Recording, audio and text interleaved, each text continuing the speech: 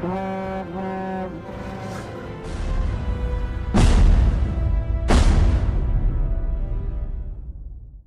welcome to Your In Depth, where we walk through and break down our favorite fictional universes. Today we're going to continue our exploration through the Fellowship of the Ring. We should be wrapping it up, and this will be our part 5.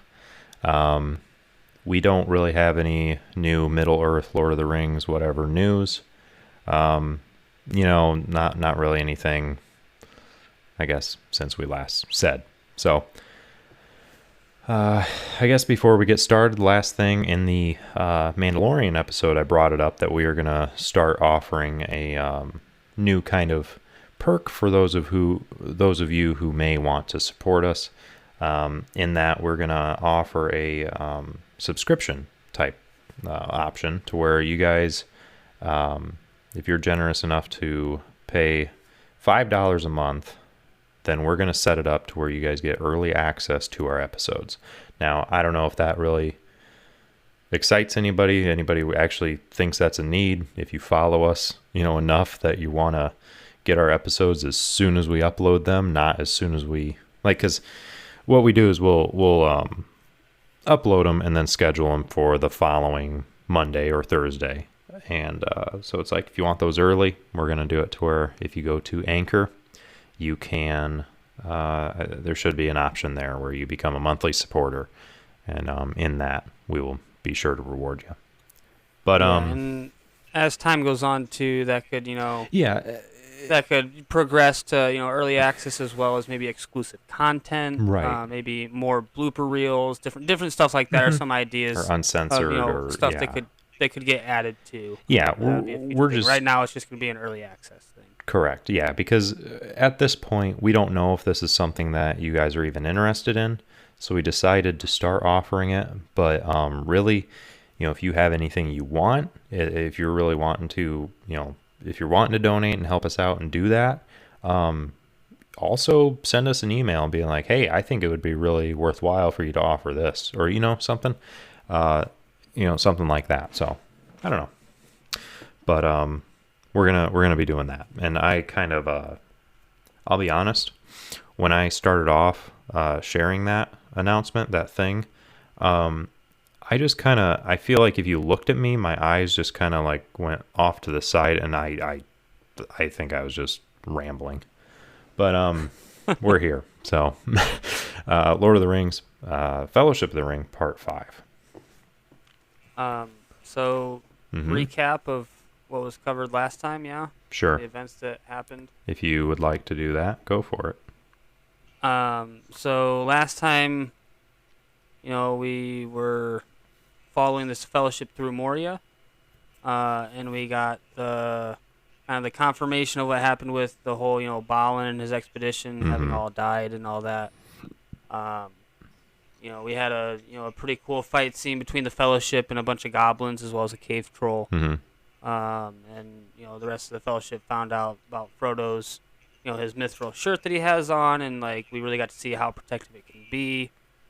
And we saw them, basically make a mad dash for, the exit to get out of Moria. And right as they were there at the, that final, bridge to get out, the Balrog showed up. We got to see it in full, and Gandalf kind of had a standoff against it, and he broke the bridge that it was on, and it fell, but it did drag him down with it, and so we did lose Gandalf right as they were getting there towards the exit. Yep. And it concluded, or I guess we concluded our coverage for that part with seeing the Fellowship right outside of Moria. For obvious reasons, they're all crying and just broken and whatnot, and we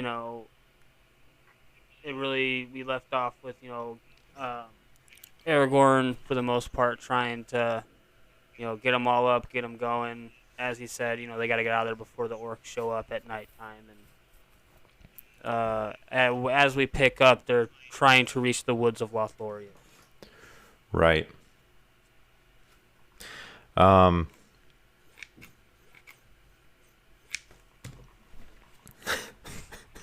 Evan and I are on video right now, so we can maybe pick up more on visual cues on when the other person's trying to speak, so that we don't talk over one another. And I was making a lot of gestures towards him. Either way, so yes, so that's where we left off, and now we're picking up right outside, where everybody's still grieving. Aragorn gets them kind of moving. They must reach the woods of Lothlorien. Gimli tells the hobbits to stay close, as there's a great sorceress that lives in these woods, as he says. He says, an elf witch of terrible power. All who look upon her fall under her spell and are never seen again. As he says this, a female voice says Frodo, and only Frodo can hear it. She says, "You're coming to us, is as the footsteps of doom. You bring great evil here, ring bearer." Basically being like, hey, you're... Well, it was kind of like, didn't Elrond say something similar? When they showed up to Rivendell? Yeah, he said something along the same lines. And, obviously they're referring to the ring. Right, so. yeah. And since we did cover The Hobbit, some people might recognize that voice. Mm-hmm. And so since we did cover The Hobbit, I'll go ahead and say it. Yeah, it was Hela. It was Hela from Thor Ragnarok. Mm-hmm. She's gone full good side for whatever reason. She's had a change of heart. And I guess she's a good guy now.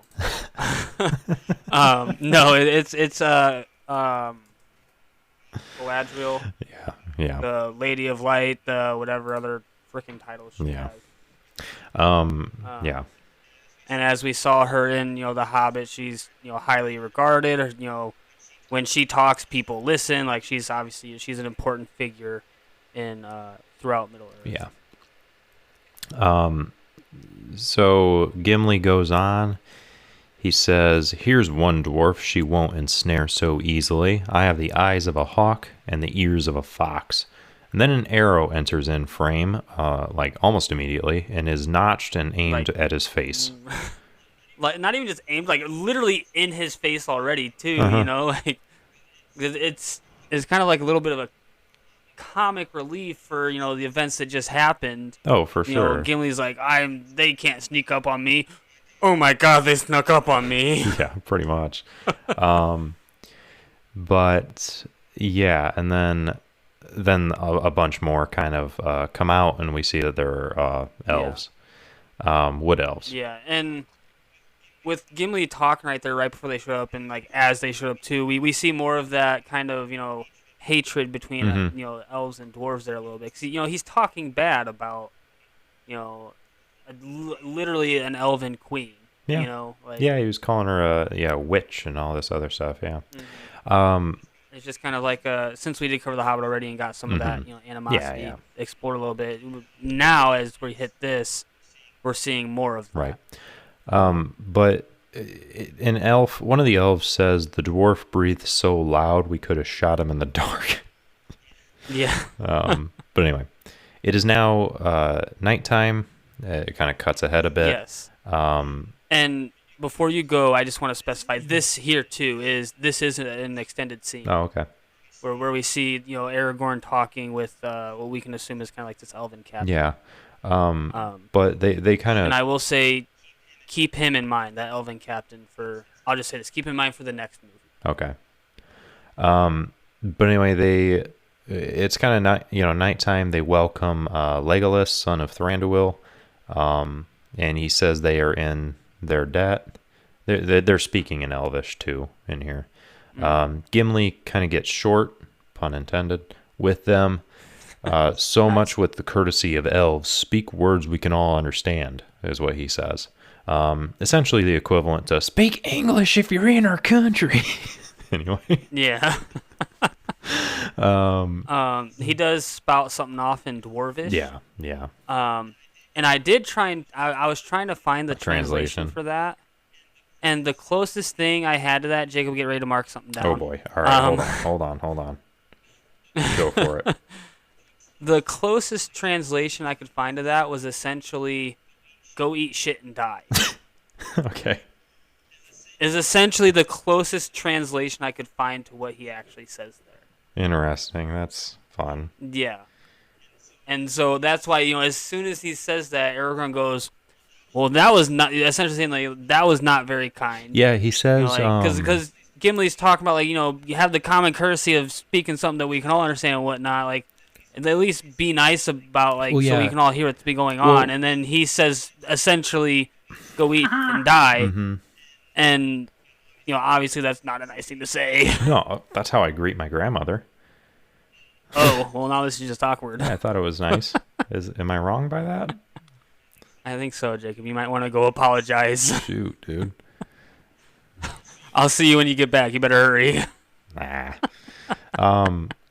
No, yeah, so he says that about the, speak a language we can all understand. The elf replies with, we have not had dealings with dwarves since the dark days. And then Gimli says, and you know what this dwarf has to say to that? And then says, Yeah, again, the dark days referring to the events that led to that animosity between the two. For clarification. Yeah, and Aragorn turns and scolds him, saying that was not so courteous, as you had said. The elf tells Frodo that he brings great evil with him, and they say you can go no further. Basically, we don't want you here. Yeah, and I don't remember if they give it in this one or not, but the elf's name that Aragorn is speaking to, like the elven captain, his name is Haldir.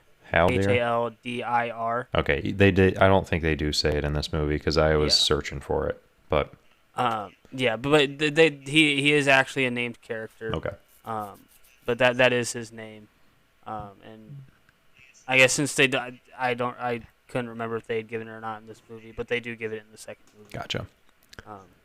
Well, yeah, so they cannot go any further. Aragorn and the elf whisper in Elvish. It seems Aragorn is trying to convince him probably to continue moving. Pleading their case, we're going to die if you don't let us in type of thing, The hobbits and Gimli just kind of look around during this. Boromir tells Frodo that Gandalf's death was not in vain, nor would he have you give up hope. You carry a heavy burden, Frodo. Don't carry the weight of the dead. Basically being listen, you're already carrying a lot. Just, I guess basically forget grieving. I don't... So, really what Boromir is saying here is, obviously mourn for Gandalf, but don't carry his death with you. Don't blame yourself. Yeah, okay. For Gandalf's death, for Boromir in this moment at least, from what we've seen of him so far, this is a different side of Boromir that we're seeing here. It is. For most of it, he seemed more of the, kind of noble, a little snobby, kind of reluctant, kind of person. Little, kind of reluctant. And then, when we saw them starting to go up the mountain earlier, in the snow when Frodo tripped and Boromir picks up the ring, you could see that longing that like the ring was pulling on him type of thing. But this is one spot where we kind of we see the true colors of Boromir. Like, we've seen him kind of be a little snobby, reluctant, whatnot, but he does care. From from leaving Rivendell with the whole fellowship to this moment has been at least a month, at a minimum. I'm drawing a blank on the actual time frame between that and this point. But, it's been plenty of time where they've been together this whole time. And, although we don't see it on film, obviously these different characters are interacting and forming that bond, forming those friendships and whatnot. And so we really get to see that here where where Boromir is, he's trying to help Frodo. He's trying to, help him not move on per se, but maybe help him understand a little bit, really showing that he does care. Mm-hmm. Yeah. But, after he kind of gives Frodo these words, Haldir, or that, elven captain approaches and tells them all to follow him. And it jumps to daytime again as they're traveling through the woods of Lothlorien. Uh, and we do see, thanks. Um, we do see Haldir kind of stop up on a little bit, not really a mountaintop, but the top of a hill, and says, Karis Galadan, the heart of elfdom on earth. And so, we've seen Rivendell, essentially Elrond's domain. Mm-hmm. But this place is like, this is the center of the elven race. Right. So, we've seen Rivendell with Elrond. We've seen Mirkwood with Thranduil back in The Hobbit. But this is like the centralized location where the majority of elves live. This is the for the elves. Kind of their capital city. Essentially, yeah. We do get a glimpse of it too here on film, and it looks dope. Yeah. Like, it's a real cool scene that they set here, as he's saying. Yeah. Yeah. I feel like so. Well, let's just go in the order of my notes, I guess. It's now daytime. We cut ahead a little bit, and they go through the forest a bit more. Come up on a large cluster of trees that is elevated a bit, and yes, we are there. The realm of Lord Celeborn and Galadriel, the Lady of Light. They enter into the Wood Elf city, and as you were saying, yeah, it's very just. I mean, it's massive and just crazy. I feel like I personally would fall. Like, I don't like heights, but seeing how all these different paths are like going between branches and stuff, and they're so high up in the air, I feel like I would just be like, "Oh, what's over there? Oh God!" and then I'm dead. Well, I don't know if you noticed too when Aragorn was pleading their case and whatnot a little bit earlier. They're up on platforms built into the trees as well. They were, yeah. I just now noticed it because I think you saw more of a extent of it. So like with Thranduil, we saw they were kind of almost built into like the side of a mountain, kind of similar to dwarves a little bit. With Elrond, they were on the ground, but they're in a nice valley. With these elves, it's all about the tree platforms and that type of thing, Tarzan style. Yeah, I mean, yeah. That's really like what this elven city is about. And so two characters, as you had said, Lord Celeborn and Lady Galadriel. So for clarification, Celeborn is Galadriel's husband. And he's, if you were to read like the Silmarillion and some of the other books, he's a pretty big character in those. And this one, he's just kind of like a side character. And personally, I'm drawing a blank on a lot of his backstory and stuff, so I'm not going to try and guess about it now. But he's, from what I do remember, he's a pretty solid warrior. He's pretty skilled and whatnot. He's very knowledgeable and all that kind of stuff, as an old as heck elf is. Because just like Galadriel and like Elrond, he's very old, human standards and whatnot. And even if I'm not mistaken, by like elven standards, like he's pretty old. Like, so he's one of the older. She's in it for the life insurance, right? Well, she might be older than him, so you never know. Huh. Like Galadriel was like one of the first elves, if I'm not mistaken. Well, that's one true, of the but first you elves. said, Yeah. Maybe he's in it for that. Whatever. Anyway, he's a gold digger, man. He ain't. He's in it for the money when she finally keels over and dies. Maybe. Going for the older women. I don't know what to tell you. I don't know, man. But anyway, they come in, Celeborn and Galadriel come in, and they're holding hands in a way too proper way. Like, it almost irritates me. Yeah, it's a very lordly and ladyship type thing. And it is kind of like why? Well, then, but that's just like the whole thing about like royalty and stuff being like above everyone, hyper proper and stuff. I hate it. I think it's ridiculous. But either way, Celeborn says that the enemy knows they've entered here. What hope they had in secrecy is gone. And then he points out, he says, 8 are here, but 9 set out from Rivendell. Where is Gandalf the Grey? Galadriel looks at Aragorn and speaks that Gandalf did not pass the borders of the land as he has fallen into shadow. Aragorn kind of nods. Like she's as we can see with how she can talk to people through their minds, he's like she's basically like reading his thoughts and then being like, Yeah. wait, this is what's going on, and he just kind of is like, yeah, that's what, Yeah. it sucks. And one thing that cracks me up with this whole scene here, though, All right, is Humpty like, Dumpty. Celeborn comes out and starts talking like he's gonna be in charge of this, and then, as we'll see here in a minute, Galadriel does some more of that mind communication thing and just like, nah, what you're saying is not important. I'm the real Mamma Jamma here, which cracks me up every time I watch it. Yeah. But obviously with the Fellowship too, we're still seeing that mourning happening over the loss of Gandalf and whatnot. And Legolas even says, like, kind of clarifies that he was taken by Shadow and Flame, referring to the a Balrog of Morgoth.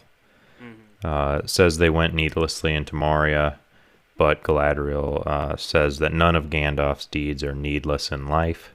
We don't know his full purpose. Yeah, and just a reminder, Gandalf is basically an angel sent to Earth, so like whatever he's done, like, has a purpose behind it, regardless of how small it was. You know. Yeah. Like, he's literally like an agent of the god of this universe. So like there was never anything that he did that was on accident, that was, I don't want to say mistake, but that was like not meaningful, Right. know. Galadriel looks to Gimli and knows that he's mourning the deaths and emptiness of Khazad-dûm. Yeah. She then looks to Boromir, who starts crying as she mentions love being mingled with grief. Galadriel says that the quest goes on, but there's no room for error. Hope remains. Basically saying, like, you guys, you took a bit of an L there with losing Gandalf, but you guys can keep going on, but there's no room for you guys to mess up. Like, it's going to be harder now, but you got to go. With the events of Moria too, like, obviously the whole Fellowship is mourning Gandalf. But, like, I think a lot of people forget, or I guess don't keep in mind, that Gimli has just learned that his cousin and all of these dwarves that he took there to try and retake it are dead now. Yeah, he's in mourning too. Yeah, not just Gandalf. Like Gimli's not just mourning Gandalf. He's mourning, like, literal friends and family that he basically just got slapped in the face and said, hey, they're all dead now. Yeah. Like... And granted, I'm sure, like, all the other members of the Fellowship were like, man, that's really sad that happened. But, like... Yeah, but it's not like... It's like your best friend... It would hit Gimli so much harder, and he's grieving so much more than just Gandalf, whereas the rest of them primarily are mourning Gandalf. Yeah, I was going to make an analogy, but the way I was thinking of it was way too dark. So I'm going to not do that. But... Galadriel says go and sleep, but then in a different kind of telepathy type voice says, welcome Frodo of the Shire who has seen the eye. The Wood Elves are singing an angelic lament to Gandalf, as they're kind of, the Fellowship is kind of chilling down in a kind of a platform area. And one of the things, and I wanted to mention it a little earlier, I didn't want to interrupt. When she's telling him, you still got to be hopeful and stuff. One of the really kind of iconic moments of this movie was that scene. And she's looking at all of them, and like you're saying, kind of trying to be like, you got to be hopeful. But she does the whole, the quest stands on the edge of a knife. Like one wrong move and the world will fall. That was like one of the big iconic like moments of this movie, and it doesn't seem like a lot, but like it's really saying a lot. It really is saying a lot here. Like, there's still hope. Yeah, be hopeful, but like you make one tiny little wrong move, and we're all screwed. So like, she's saying like, yeah, there's still hope. But guess what? Literally the entire weight of the world is on your shoulders, so good luck. Yeah. But as the wood elves are doing that, Sam kind of goes on like he doesn't know what they're saying, but he's like, I bet not one of them mentions his fireworks. So he starts making a poem about Gandalf's fireworks. Yeah. Meanwhile, Gimli is snoring away, and Aragorn's kind of listening and then smacks Gimli. Hmm. He shoves him more so, not necessarily a smack, And but I Sam. think it was Mary even, asks Legolas what they're singing about, like what specifically they're singing about Oh Gandalf. yeah, yeah. Now, And Legolas kind of makes a comment of like, it's too sad. Like I can't bring myself to translate it to you guys. Like it's really sad yeah, type of thing. Like this is obviously like the elves' way of like mourning and yeah, working through that process. Because as we saw in The Hobbit, Gandalf is a well-known figure. Like you won't find many people that have not at the very least heard of it. yeah. Quick question too. Who observed that? Was that Mary or was it Perry? It was Mary. It wasn't Perry. No. What about No, Mipman? no, it wasn't Mippen either. Wasn't it? It wasn't Mipman. Those two died back in Moria as well, but everybody Oh, forgets about okay. Yeah, they do actually. them. You remember when I they first could. walk into Moria and they see all the dead dwarves? Yeah, Yeah, it both was of one them of them. tripped and fell on arrows. Yeah. Oh, You okay. you really Okay. have to look in the background. You catch a brief glimpse of it, but that's where Okay. that's where Perry and Mippen died. Okay. I just thought I'd clarify and ask because the listeners probably wondering. But anyway, Sam doesn't really like his poem and just stops. Yeah. Aragorn tells Boromir to find some rest, but he says he will find none here. He says he heard Galadriel's voice inside of his head. She spoke of his father and the fall of Gondor. She said that even now there is hope left, but he's not able to see it. Basically, Yeah. he's kind of feeling hopeless. He's feeling like just And down. we don't really get the information now and at this point, or even just in this movie. Hmm. Um, and you get a little bit in the other two movies, mainly the third one. But in the books and stuff, it talks about it a little more. And at this point in time, Gondor, where Boromir is from, like it's fallen on hard times. Like they've been fighting, as I kind of mentioned before, as we had been like introduced to Boromir and whatnot. Um, you know, and like at the whole small council meeting when the Fellowship was first formed, like Gondor has been holding Mordor at bay for hundreds, if not thousands, of years. At this point, like their resources are spent, their armies are tired, like all their people know is war at this point, and like Galadriel at this point is basically telling Boromir that like, I guess the way he's interpreting it is like there's no hope left for his city, there's no hope for his father, who is the steward of Gondor. They're like his people are doomed. Is really the way he's kind of taking this right now, Hmm. and you know, if someone was speaking some stuff like that into my head after we just lost, some dope dude like Gandalf, like I can't blame him for being down like this. Yeah, because then he goes on. He feels hopeless, and it's been a while since they've had hope. We get a bit of insight, though, about who Boromir is, because he says his father leads Gondor, but his rule is failing. His people lose faith, and he is looked to restore the glory of Gondor. He says they will remain.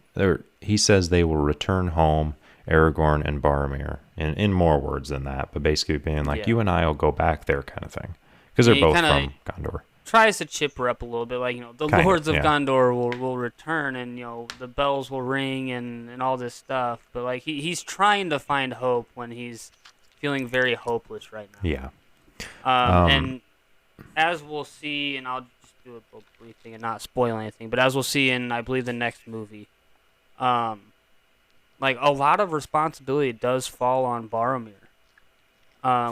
I'll say this: we do get a couple little flashbacks, in the next movie, where we get to see a little bit, and all I'll say on that without spoiling anything, like we do see like Boromir has to, at least at that time, of the flashback and stuff. Like there's a lot on his shoulders. He has a lot of responsibility that's just falling on him. And as he says here, like he's trying to, do the best he can to bring Gondor back to its glory days and whatnot. But with him being, the eldest son to the steward of Gondor, who's right now essentially the king, because Gondor doesn't have a king, and that's another thing. But like as a firstborn son in this type of time period, like a lot of weight and a lot of responsibility fell onto those firstborn sons, in Middle Ages and all that kind of stuff. So like Yeah. the pressure's on for him, Mm-hmm. Sorry, my audio track's looking weird. Oh. Boromir does really, also. really quick. I'm gonna jot down the time. Do you mind us maybe clapping one more time? Yeah, that's fine. Sometimes I wonder if this staggers and then gets broken up, so I just want to be sure. Yeah. But anyway, so 3, 2, 1. And I don't need another one other than that. That can probably serve pretty well. Anyway, moving on. Yeah. In this scene too, where Boromir's kind of is talking to Aragorn about this stuff. He does ask Aragorn, like, has he ever seen, the White City? Has he ever seen I think he refers to the Tower of Ecthelion. And Aragorn does confirm, he's seen the White City, or he's seen the city of Minas Tirith, the name of the city itself, a long time ago, but, it's been a hot minute since he has seen it. And, as we kind of learned at the meeting with Elrond and whatnot, like, that's really Aragorn's home. Like, that's where he should be, type of thing. And as we also saw earlier in the movie, like, he's essentially rejected that path for himself. And that's where Boromir tries to, kind of chipper up a little bit, and like, we'll go back there together, and they'll ring the bells, the trumpets will sound, the lords will return, that type of thing, trying to find some sort of hope. Yeah. But anyway, so we see Frodo wake up, and he finds Galadriel barefoot walking around. So he follows her. She goes to a fountain. Sorry, wrong word. And fills up this like silver-looking pitcher, and is carrying it around. She turns to Frodo, and she asks him to look into the mirror. He asks what he will see. She says basically anything: future, present, past, anything. So she pours the water into like this fountain type area, and it kind of presents obviously a reflective surface. And she does specify too that when she kind of does the whole future part, like, some things that may come to pass, like, like you're not seeing the definite future, but like, this is like, I think it's more of like this is the most likely outcome. Yeah. Type of thing. Yeah. But at the same time, what if she was just like, just look into the mirror. You've got some spinach in your teeth. Look how stupid you look, you little hobbit. Go hang out with a dude in a dog outfit or something. God, get out of my city. Like, what if she just turned into like being mean? Well, anyway, he looks in and he sees himself, but then he looks in again and he sees like everyone looking to him. He sees the Shire ablaze, hobbits enslaved, Sam included. It transforms into a war-torn Shire, transforms from that into the Eye of Sauron. Who is before? Yes. Yeah. Okay. So this whole thing where we're seeing like the Shire burning and whatnot, this was actually, these events are actually supposed to happen towards the end of the third movie, in the third book. And I'll not go into it too much, because I don't want to spoil some of the events of the other movies. But towards the end of the third book, and it's not actually something that's included in the third movie, and this is a little nod to it. At the end of the third book, there's a chapter, I think it's called like the Scourging of the Shire or something like that. Scourging, something like that, of the Shire. Okay. Where I'll just kind of say like this without giving any names or anything like that, but essentially orcs make their way to the Shire in the books, and actually, like, instead of like this just being a future, this actually happens in the book, where the Shire gets all war torn and like hobbits enslaved and all that kind of stuff. And like Frodo and Sam and them show up and like liberate the Shire. Hmm. And it's like actual events in the third book that happen. But with the filming them into movies and whatnot, they're like, we don't have time to include this, so we'll do a nod to that here as like a potential future. Hmm. But like that was kind of a nod to like actual events that happen in the books. Interesting. Because like I said, like the hobbits straight up get enslaved and like full blown war between hobbits and some bad guys without dropping any names or anything like that. And once we get to a certain point in one of the two later movies, I'll specify on that. But yeah, this is like a nod to the whole hobbits get messed up. But anyway, yeah. So he sees all that, and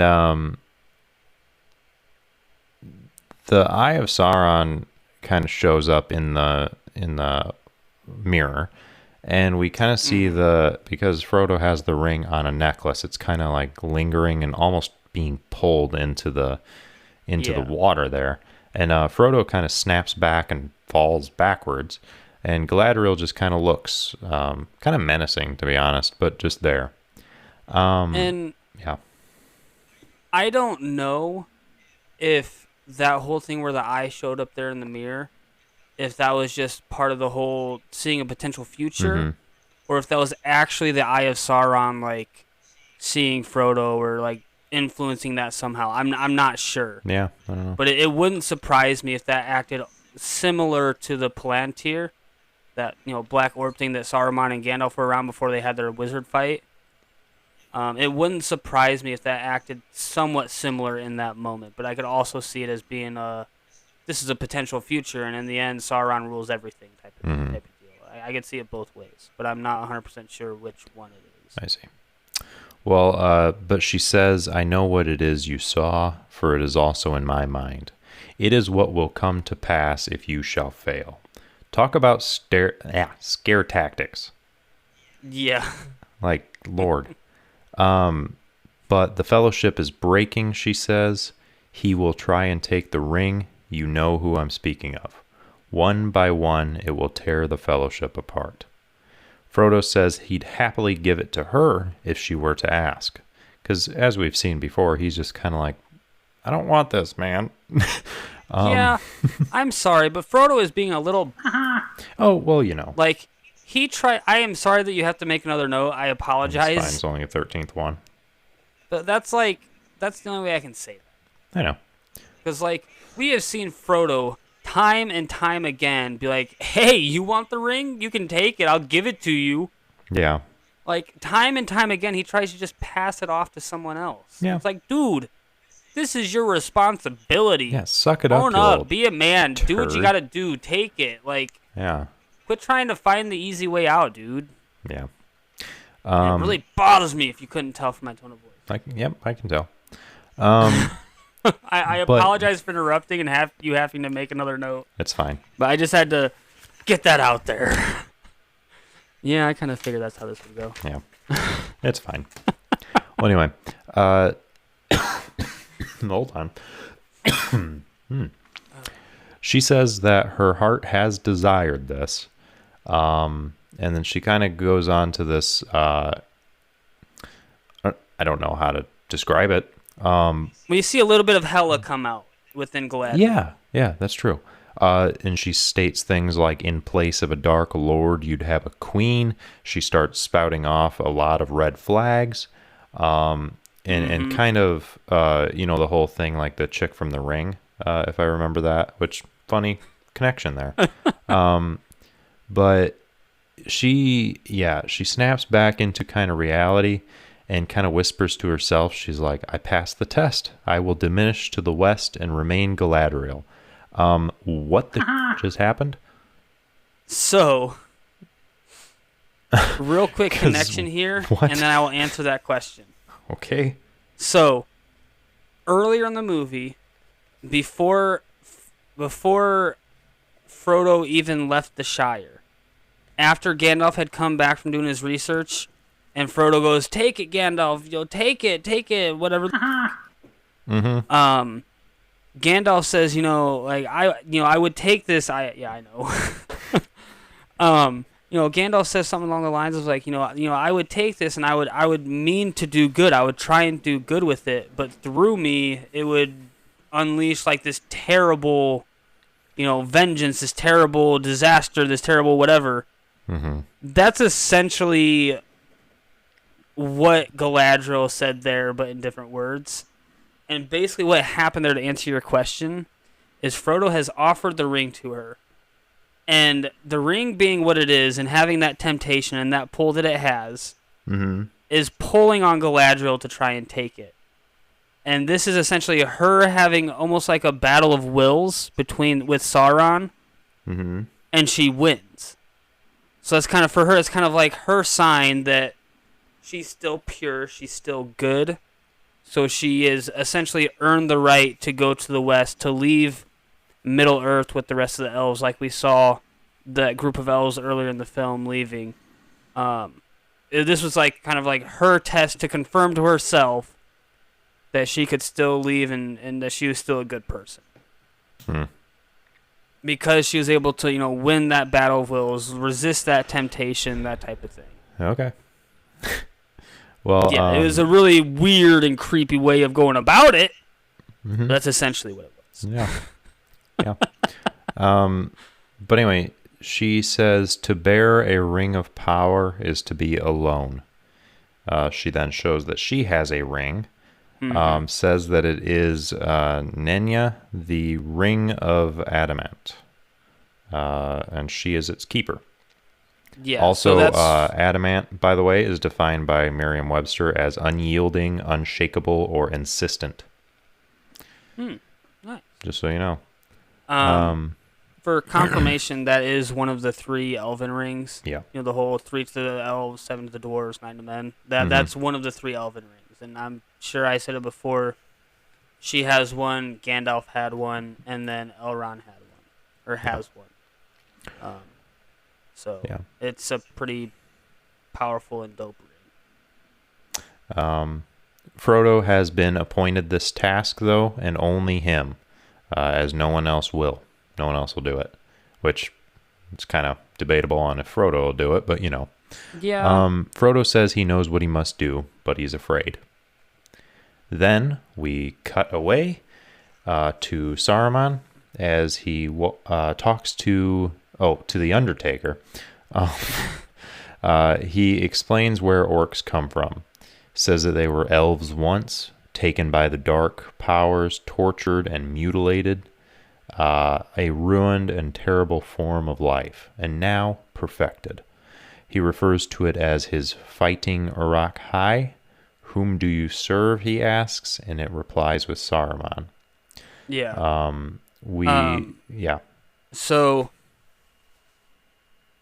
in the movies, the Uruk-hai are visually they're shown as like the biggest and strongest orc, Uruk, whatever, however you want to refer to them. And as we'll see at a later point, they're more organized. They're more, more of fighting skill than your like typical orc, where the typical orc is more just savage. But in the books, there's Uruks that are Sauron's soldiers that are bigger and stronger and more gruesome and whatnot than these guys.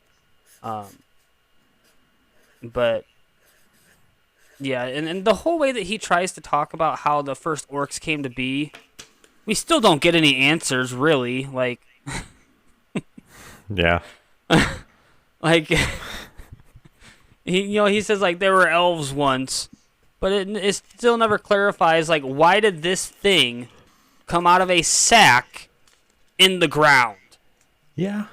Yeah. It doesn't really do that too much. It doesn't really explain that.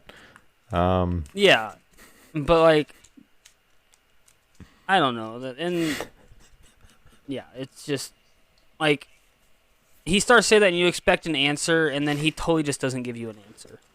Yeah. Yeah. Totally. But anyway, we we see these things getting armed with weapons and armor. He sends them out after the fellowship, says to bring the halfling that has something of value to him unharmed and unspoiled, but just kill the others. Yeah. And I do want to specify as well, these are, because there's those small differences and stuff, these are Uruks. Urukai is the plural. If anybody was curious about that, there you go. I doubt anybody was. But just kind of give that information, I guess. Yeah. But yeah, these are like the first of his soldiers. As we saw earlier in the film, Sauron told him to build an army worthy of Mordor, and this is like the start of his army. Yeah. But we cut to Galadriel in a boat, and the elves send off the fellowship along their way with some supplies. Yes. We are, and also I'm going there, and then I'm going back, because we kind of get a, Yeah, and because there's more to it, but for a time reference for this as well, with them, starting to get sent off in the boats, the fellowship spends I believe it's roughly 3 weeks to a month in Lothlorien, just for a kind of time reference. I know it doesn't show that, or even something remotely close to a time reference here, but that is roughly the time that they spend in Lothlorien is anywhere from 3 weeks to a month. Yeah, seems like it was the next day, but And but it's just like, why you spend so much time there? You guys got a mission. You got to get stuff done. What are you doing? Yeah, that's another way of looking at it. Yeah. And so, just so people are aware, from this point forward, because a lot of time has passed since we saw the Fellowship leave the Shire, most of the time that it takes them for the journey from leaving the Shire and getting to Rivendell, and then the ending of the third movie, most of that whole entire time happens here in the first movie, from them getting from the Shire to Lothlorien. If I'm not mistaken, from Lothlorien on is only a couple months at most. Because they spend a lot of time in Rivendell. They spend a good month or so from Rivendell to Moria. They spend several days in Moria. They spend a whole almost month at least in Lothlorien. They're taking their time, and they just need to hurry up. Okay. Before we do continue, let's go ahead and do a sponsor break really quick. And now resuming. Some of the supplies that they have put in the boat to send them on their way with is, like, one of the supplies is Elvish whey bread. Legolas says that just one small bite is enough to fill the stomach of a full-grown man. Merry turns then to Pippin and goes, well, how many did you eat? And Pippin replies with 4, and then burps. So, hobbits. Yeah. That just shows you the appetite of hobbits. One of the elves, though, gives some insight that Mordor orcs now hold the eastern shore of the Anduin. So they're not going to find safety many places. Yeah, and just to specify, that is Celeborn. Okay. Lord Celeborn, whatever you think. Oh, he says that. He's giving Aragorn that information. Yeah. Yep. Is this same elf? No, it's the other one, right? So who's giving Aragorn a knife? That's where I'm at. That's still Lord Celeborn. Okay, so, and just to clarify too, because he says orcs are patrolling the eastern shore. He says orcs, but just for clarification, so people are aware, he is referring to the Uruk-hai, the ones we just saw from Saruman, because he does say that seldom do orcs travel in daylight, but these ones are doing so. And so I'm not going to go down a whole spiel. I'll make it very quick. But orcs up until this point, sunlight is like, it's not like vampire poison to them. Like, it's not going to kill them, but like it hurts them. It like they don't like it. And so up until this point, orcs have always traveled at night, as much as they possibly can. And so the fact that they are now seeing orcs travel through daylight, and it's not affecting them whatsoever, is a big deal. And that's essentially what Celeborn is warning Aragorn about, as he does give Aragorn an elven dagger. Yeah, and but he says that they're being tracked by river. They should be able to get ahead of ahead to the falls of Raros, whatever. They set out via boat, and we see that Galadriel has given gifts to each of the Fellowship members, and this is kind of done in a back and forth kind of way. Yeah, but basically, as they're going down the river, and it's kind of going back and forth. But basically, this is a list of the gifts that we learn of. Legolas gets a bow of the Galadrim, whatever, worthy of the skill of their woodland kin. So a very nice bow. Yeah, I'm gonna kind of interject with the gifts as you. Of course, you are. Just to specify. So just real quick, the Galadrim themselves are like the elite warriors of Lothlorien. So it's like a very well crafted, very powerful bow. Yeah. To kind of give a little reference to it. Okay. Merry and Pippin, they died. Never mind. Not Mippin and Perry. They get daggers of the Noldorin. They have already seen, apparently, service in war. There's daggers. So the Noldorin, or also referred to as Noldor, those are basically some of the elves that we saw at the very beginning of this movie in the Battle of the Last Alliance. That really big one right at the very beginning. Yeah. Oh, some of those elves were the Noldor. They're like the high elves, like extremely skilled fighters, like bad Mamma Jamma elves. Is really who they were. You use some odd terms. I'm trying to cut down on your notes. You're fine. I mean, no, our purpose is to dive into depth. If you're and go in depth. No, I mean, so I'm not trying to cuss as much to cut down. Oh, I see what you're saying. Yeah.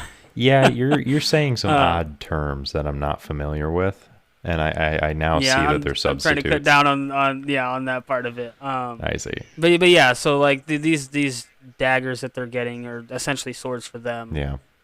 Are very old elven blades that very skilled and very powerful elves have wielded and used. Yeah. We see Sam gets elven rope made of heathline. He asks for one of the daggers. He doesn't want the rope. Mm-hmm. Yeah. So that rope, I mean, there's not really anything history or anything fancy like that about it. It's just very sturdy because it's elven made. And we'll get to see a little bit more of his properties later on. Okay. Gimli, we see that she comes to him and asks what gift a dwarf would ask of the elves. And he replies with nothing besides to look upon her one last time, as she is more fair, or as I wrote, fire, F-I-A-R, because I can't spell, than all the jewels beneath the earth, which, if we've learned anything from dwarves, that means something. Oh, yeah. And then because he's being a little romantic, because he likes how she looks. Basically, this is the eloquent version of, you got a pretty face. But anyway, he says that there is one thing, but kind of mumbles and is like, it's foolish. And then it just fades to the next scene. Here in a little bit, we do learn what that more about. You just want to specify that now? Yeah, why not? Just so we keep in track of it. Gimli was, what, you can go ahead. Since you've been kind of breaking down each part, just go for it. So Gimli asks for one strand of hair from her head. Mm-hmm. Which... that does sound creepy. Mm-hmm. Honestly, it sounds really weird. But there is a backstory to that. And again, without getting too much in detail with it, because it's a very long thing, in truth. But basically, in the events of the Silmarillion, and during the First Age, we're talking thousands upon thousands of years before this, right? Galadriel was, alive and whatnot, and she was still considered like one of the most beautiful beings in Middle Earth. And another elf had asked for 3 strands of hair from her head, for her to, show her commitment to him, show him that she loved him, that type of thing. But he was basically a and so she was like, no. but he was like, he was a very highborn, like very powerful, in fighting skill and in stature and ranking and whatnot, stuff like that. And she refused it. And so with Gimli asking for one strand, and she gives him three strands. Mm.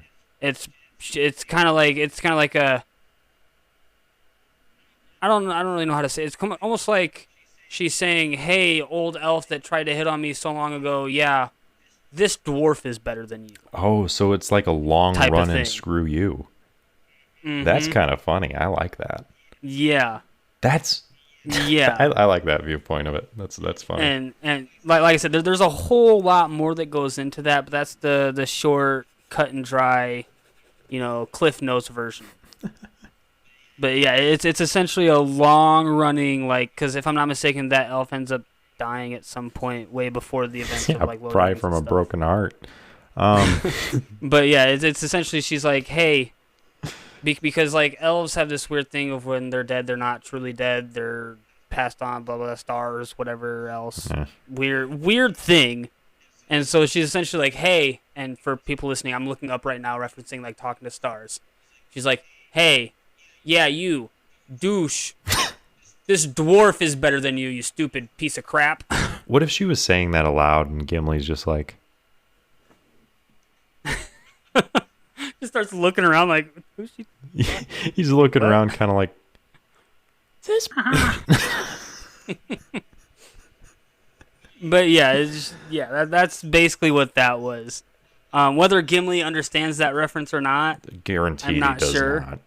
Yeah, I doubt he does, but like it's still like a if for those that have like read the Cimmerling and whatnot and have that kind of backstory, it's like a dang.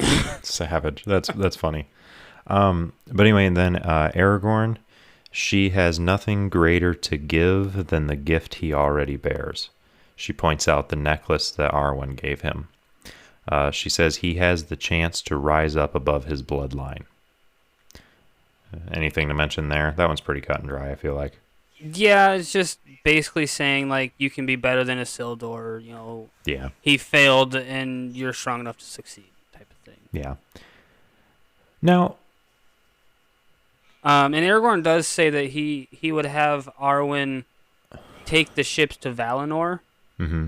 And so with the elves leaving, they're leaving Middle Earth. They're going to Valinor. That's where they're going, and it's a weird thing of like they're basically passing into the afterlife, but they're not like dying. It's a whole weird concept thing. Mm-hmm. And so basically Aragorn's saying he would have Arwen take that route and not have to suffer through the war to come. Gotcha. And Galadriel does does tell him like that's still a choice for her. Like she still has to make that decision. Basically like there's still time for her to decide that if that's what she wants to do. But then Frodo, he gets the light of Arendelle, their most beloved star. May it be a light in dark places. So we've seen that before in The Hobbit when Gandalf is prisoner in Dol Guldur and Galadriel shows up, and then Saruman and Elrond show up. And it's right after Saruman and Elrond kick the crap out of the Nine. Yeah. And they all pop back up, and you see basically like the eye come up in Sauron, and they're like, "It's Sauron! Oh my god!" Yeah. And she does that whole weird magic thing. She's holding that when she does that. Oh, interesting. Yeah. You really have to look because like the whole light emanates off her, and then it gets kind of dark, so it's hard to see. Yeah. But like you really have to look for it. But that's what she's using, and that's what she's kind of using that as like almost like a catalyst for her magic type of thing. Interesting. But anyway, they continue down the river. And all I'll say on those, with all those gifts that we have just seen, I would say, except for Legolas and Gimli's, keep those gifts in mind, because we'll see all of them again. All right. So Legolas's gift, that's the bow he uses throughout the rest of the movies. Yeah. And then Gimli's the whole 3 strands of her hair. That's just that we don't really get anything else off of that. All right. But yeah, they continue down the river. We see orcs are on the move and nearing them. They end up going along the river for a little while, and they move off to the shore, and they do see that Gollum is still tracking them. He's kind of like in the water, trying to he's hiding behind a freaking log. But they fear he may alert the enemy where they are. Sam asks Frodo if he wants food. Said he promised Gandalf to help Frodo. Frodo says he can't help him and says to get some sleep. One thing that I always found strange is it does backtrack a little. Boromir never gets a gift. Yeah, I noticed that. And I don't know. I guess if he did get a gift, we don't see it, and I don't recall him getting one in the book. I just find that odd. Sorry. But anyways, they've camped, and Sam's trying to get Frodo to eat something. And then Boromir and Aragorn have a little bit of an argument as to what path to take. Boromir says Aragorn has always hidden from his past. Aragorn says he will not lead the ring within 100 leagues of Boromir's city. And if I'm not mistaken, for distance reference, I believe 1 league is like 100 miles. Yeah. So, like, obviously he's exaggerating, but, like, yeah, to really drive home that point, they're not going that way. Yeah. You know? Yeah. But then they're on the river again, coming across a giant statue, the Argonath, statues of the kings of old, Aragorn's kin.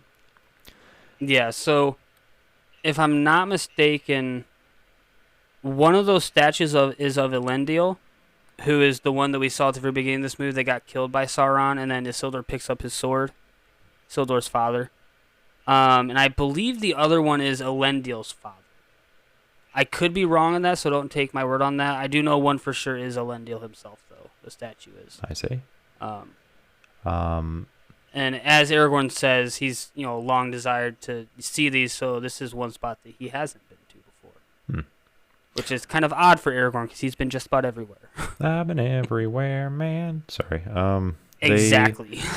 Up and down the square, man. What? What? Anyways, they continue past the statues. I don't know what you said. But they continue, past the statues, and this is essentially the gateway into the lands of Gondor. Okay. At one time, it was Gondor, as we've kind of been told, it's kind of been on the downhill for a while.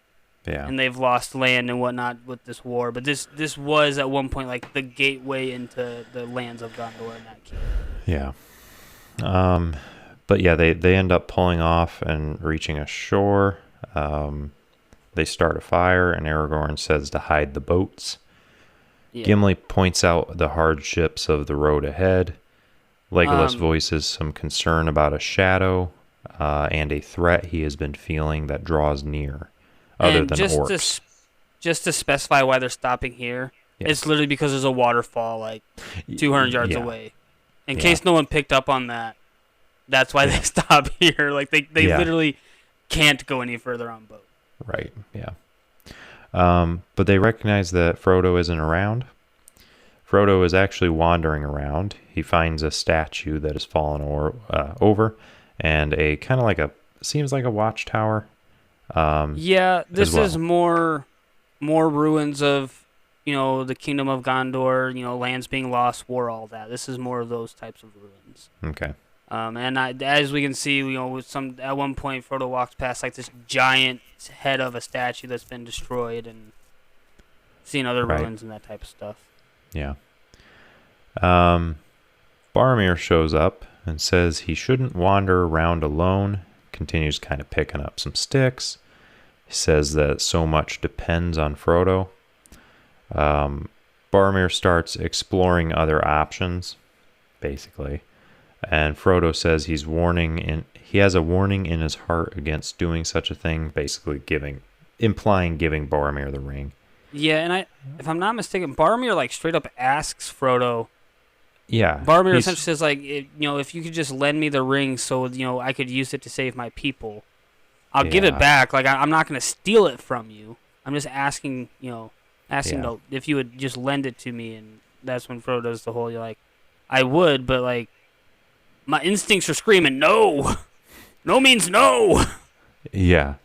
But Boromir starts getting a bit aggressive about it.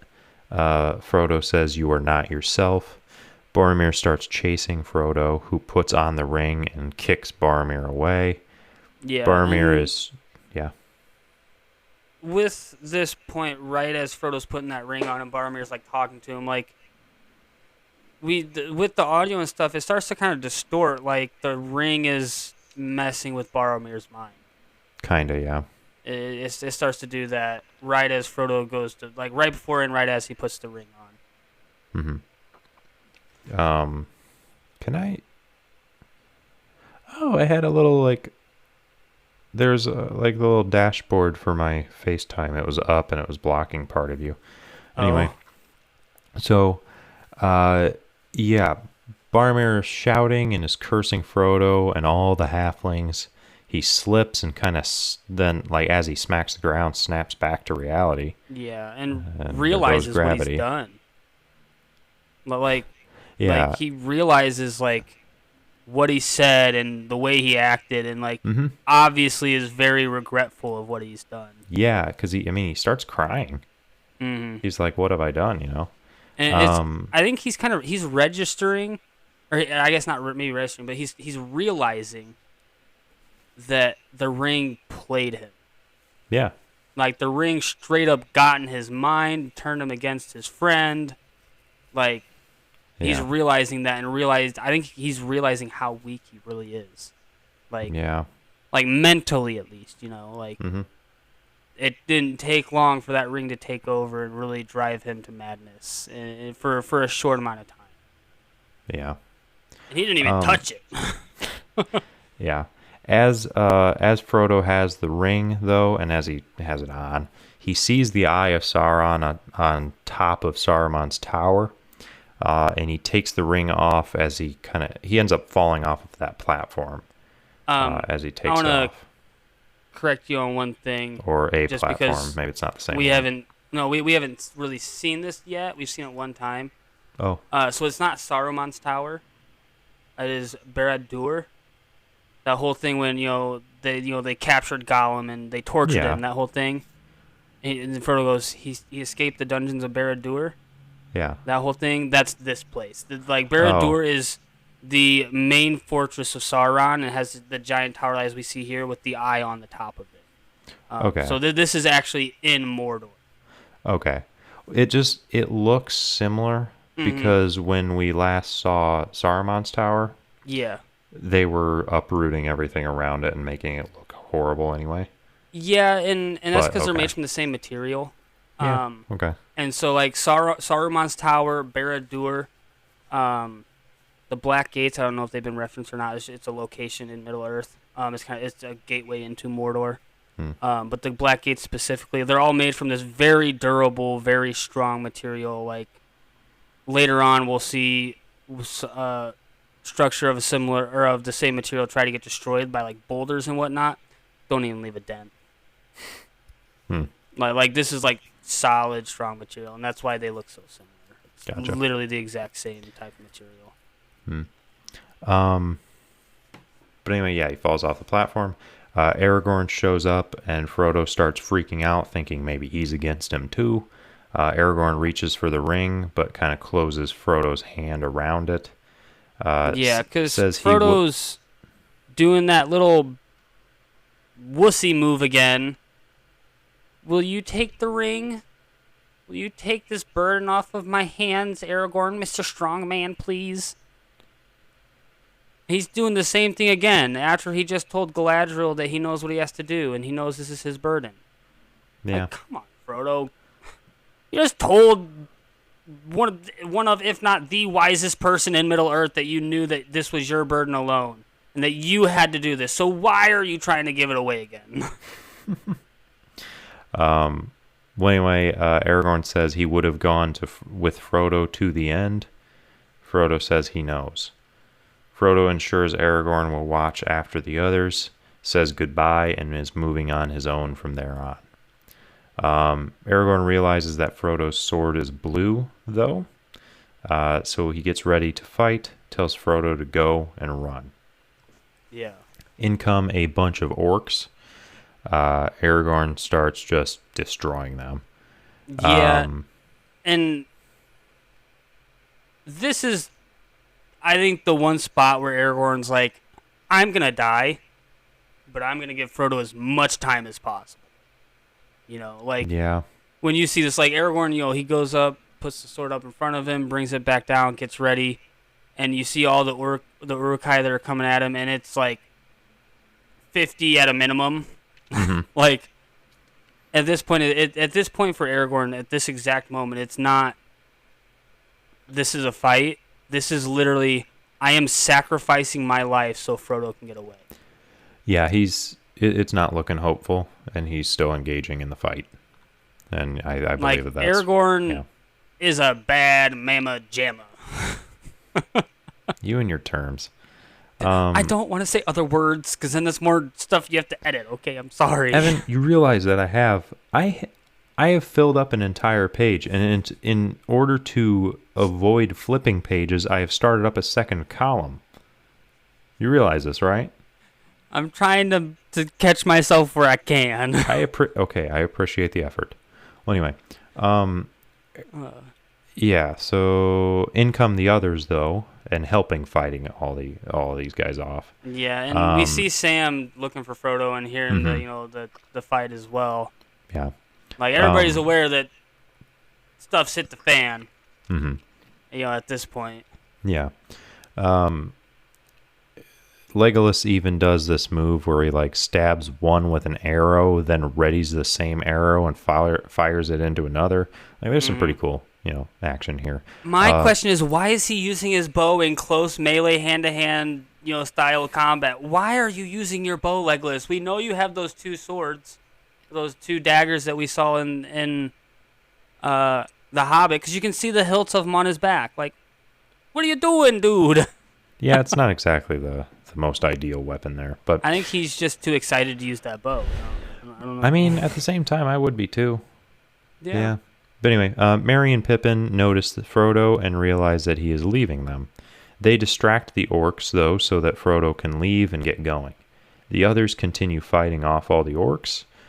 In comes Boromir, saving Merry and Pippin. He continues fighting. Finally, they kill most of them off. Legolas and Aragorn hear the horn of Gondor. Boromir is blowing it. Running over to it, fighting their way there. Yeah. And again, for this whole fight thing, like we've said before, we're not going to sit there and go through all the different fancy-dancy moves and stuff. This is just like overall coverage. Right. We'll hit it point by point for this. Yeah. And this whole fight scene takes maybe like 15, 20 minutes of film. But just kind of put things in perspective as well for this whole fight thing. This is literally like, it's not even 8 people. It's not even like the 8 members of the Fellowship, because Sam's not fighting. Frodo's not fighting. Up until this point right here where Boromir saves Merry and Pippin aren't fighting. Boromir's maybe fought a couple of them as he's trying to reach Merry and Pippin. So really, up until this point, it's been Aragorn, Legolas, and Gimli versus like 200 to 300. Yeah. So like, just to kind of put in perspective, put the 3 or 4 versus 2 or 300, like, just to kind of put that in perspective. Mm-hmm. Boromir is just destroying, though. He's doing like pretty well. The disgusting mop creature fires an arrow, though, from a distance and strikes Boromir. And so just so that Uruk, or that Uruk-hai, whatever you want to call him, in the movie he does actually have a name, and it's Lurtz. It's not actually told to us, but it was kind of said in like in an interview afterwards that one is named Lurtz. Lurtz? Yeah. L-U-R-T-Z. L-U-R-T-Z. That sounds like an 1800s diagnosis of a gastrointestinal problem. Yeah. You got the Lurtz. Yep. You know, well, But yeah, so he fires. He hits Boromir with an arrow. mm-hmm. He staggers back, goes down, to a knee, and Merry and Pippin have been, throwing rocks, hitting some of these Uruk-hai in the head, like knocking them over and whatnot, helping where they can. Yeah. Boromir keeps fighting on even after being shot. Yeah, and it was hit as in his shoulder, by the way. It's Yeah. kind of like upper, yeah. Yeah, and as he's taking out more of these Uruk-hai, he gets hit by another arrow in like the lower stomach. Yeah, lower left rib.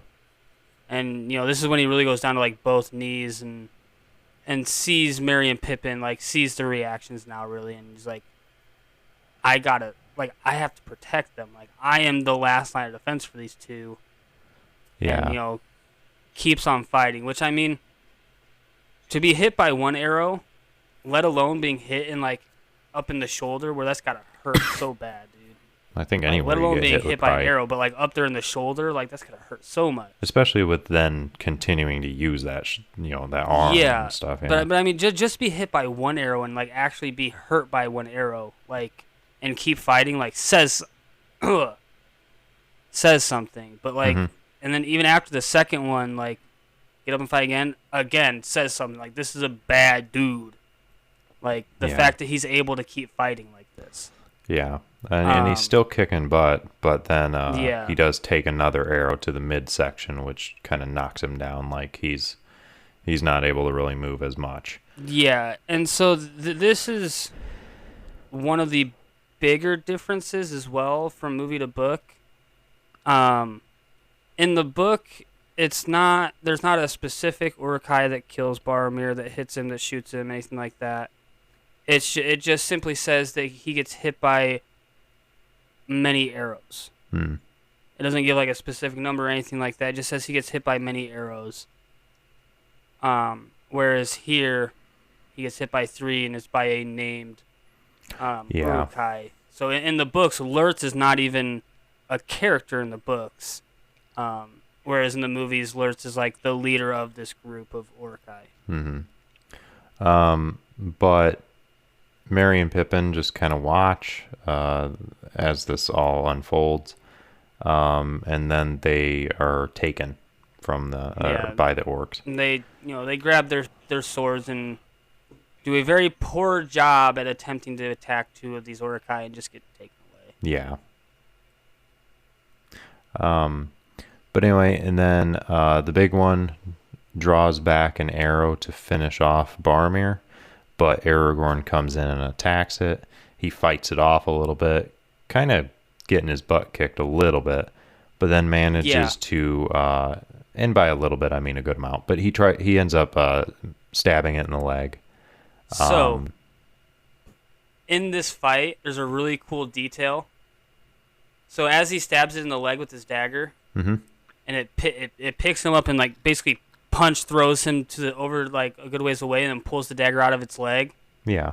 When that actor throws that dagger at Aragorn or at Viggo Mortensen, he was supposed to throw it off to the side, because it was a real dagger, actually sharp. But he messed up and threw it right at Viggo Mortensen, and so that whole deflecting the dagger with the sword actually happened. That was literally Viggo Mortensen like about to die. So, and like he actually deflected that and like to save his own life. That's and it pretty was cool. So dope and so badass that they kept it in the movie. Wow. Yeah, so I mean, if in the movie, and obviously now here, Lurtz? Yeah.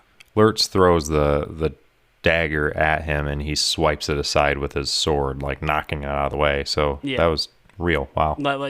And like I said, like that wasn't some little prop dagger. Like that was a full blown, like had an actual sharpened edge dagger, and the actor was just supposed to like throw it in his direction, but off to the side, like over left or right, or a good ways away, like just huck it over in that direction. But he accidentally threw it right at Viggo Mortensen. Jeez. Well, anyway, he then stabs the thing with his sword, but it like pulls him closer. But he then like rips it out, spins around, and decapitates the creature. Lurtz. He then runs over to Boromir, who says they took the little ones. He says he tried to take the ring from Frodo. He asks forgiveness and says that he's failed them all. Aragorn assures him that he fought bravely. He has kept his honor. Aragorn swears to Boromir that he will not let the White City fall, nor their people fail. Boromir says he would have followed Aragorn. Been like, he says, that he would have followed him, calls Aragorn his king, and then slips away and dies.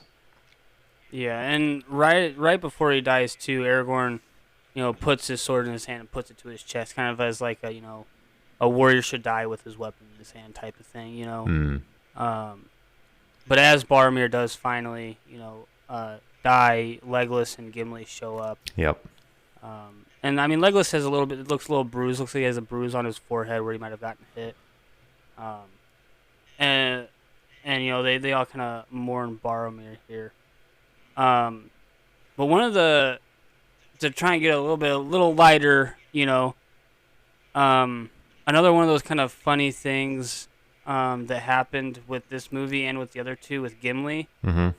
So when they had the script writ and the choreography and all that, and it was supposed to be actor that's playing Gimli, you're gonna fight this stunt guy, then this stunt guy, do these things. But when the actor showed up, he would literally show up, and this happened in all 3 movies. He would show up and be like, "All right, who am I fighting?" And like 5 or 6 of the stunt guys are actually be like, "You're fighting me." Like put their hands up. He's like, "All right, I'm gonna hit you in the chest, and I'm gonna hit you in the head. I'm gonna take you in the leg." And instead of like pulling his hits and just trying to do it like lightly, he would swing full out at him. And like if he's like, "I'm gonna hit you in the chest," he would full blown, like obviously the axe is blunted, but like he would full blown, like all of his strength behind it, just smoke those dudes right in the chest or like right in the helmet. Well, I mean, it looks more realistic. Like did not pull back at all. Jeez, that's funny. But Aragorn. Just get on a little bit of a lighter thing and get that in there. Yeah. This is. Yeah. I mean, I know it's Sean Bean and he dies and everything, but like, Boromir's a pretty cool character. Yeah, I liked him. And it was, it's. But Aragorn leans into Boromir and says, "Be at peace, son of Gondor." Then we cut over to Frodo, who's sitting on the riverfront, just staring. He's got the ring in his hand. He wishes it had never come to him, and just this, once again, he's wanting to get rid of it. Come on, man, buck up. Yeah. But we do see Sam trying to find Frodo, running through the woods, calling his name. And Frodo's kind of recalling that moment in Moria, where he, says that to Gandalf, and Gandalf says, all things happen in life. Like, it's not up to you to decide. You just kind of have to, play with the cards you were dealt, essentially. Yeah. And, basically. Just, remembering back to that conversation he had. Right.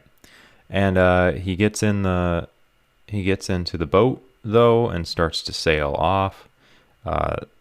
Sam comes running in, shouting after him, then begins to get into the water and chase after Frodo. Frodo says to go away, that he's going to Mordor alone. Sam goes, "Of course you are, and I'm coming with you." Sorry, Sam, that's not what alone means. The water gets deeper, though, and Frodo points out that Sam cannot swim. But Sam keeps pushing on and sinks. Yeah. So we Frodo lose the 3rd member of the Fellowship. Yep, the end. Credits roll. So anyway, though, he's basically drowning, and Frodo ends up getting in, like pulling him up and getting him into the boat with him. Sam says he made a promise to Gandalf and he won't break it. They sail across the river.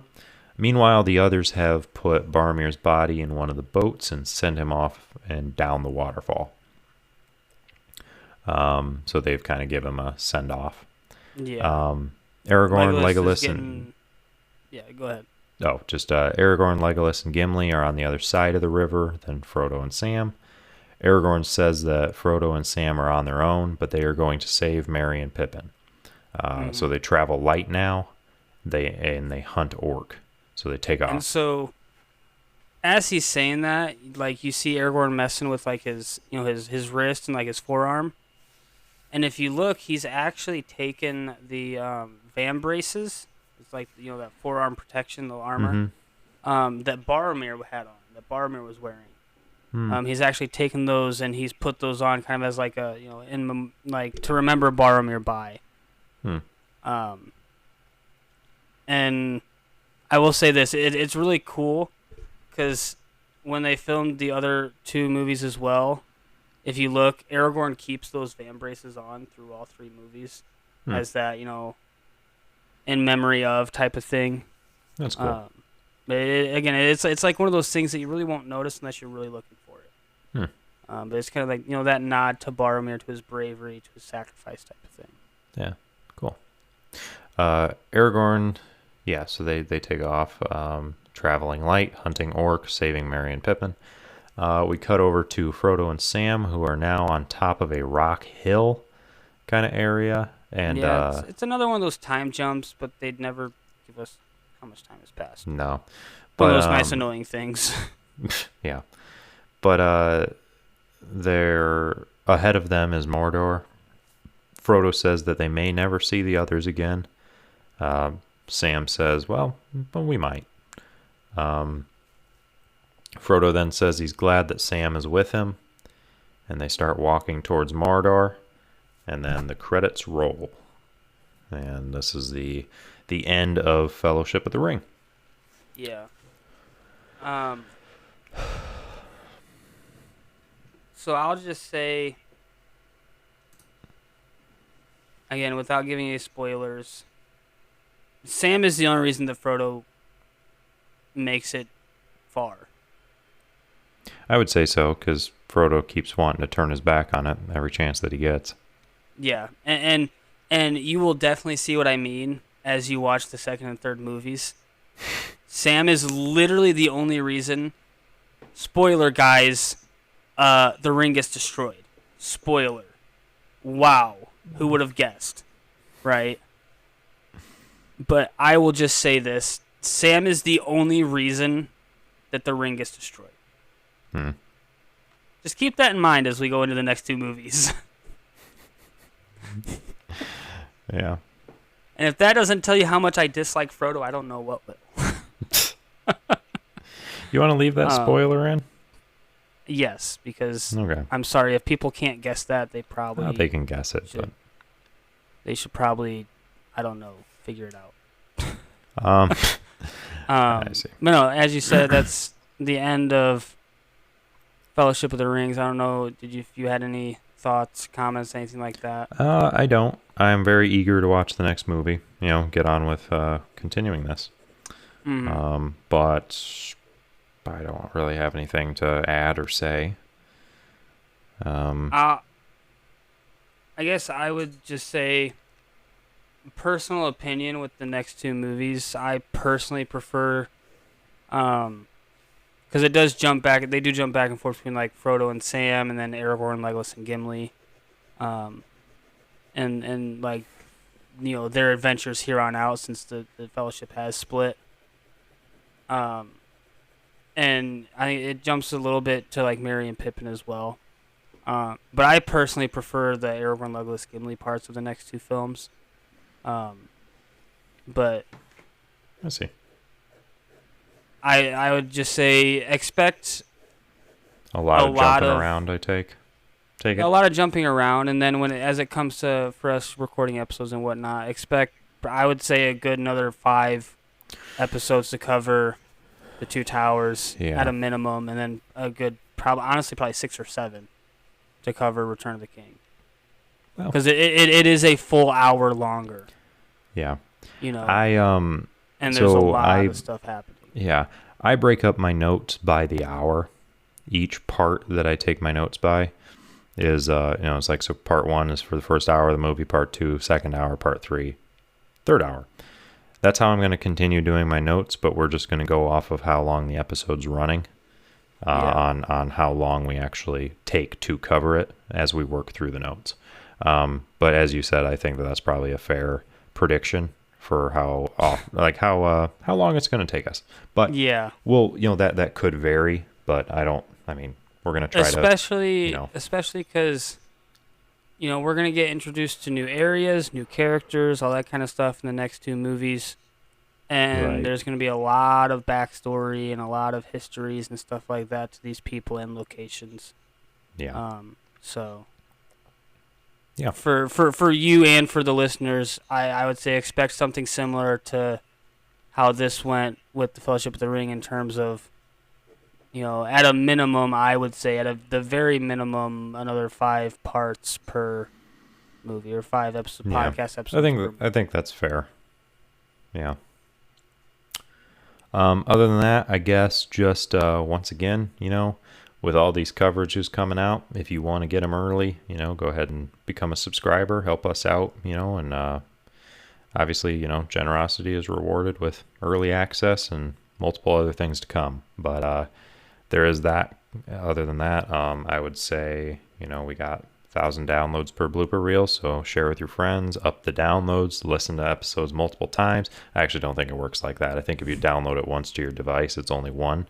But so share with your friends, spread the word. But other than that, live stream.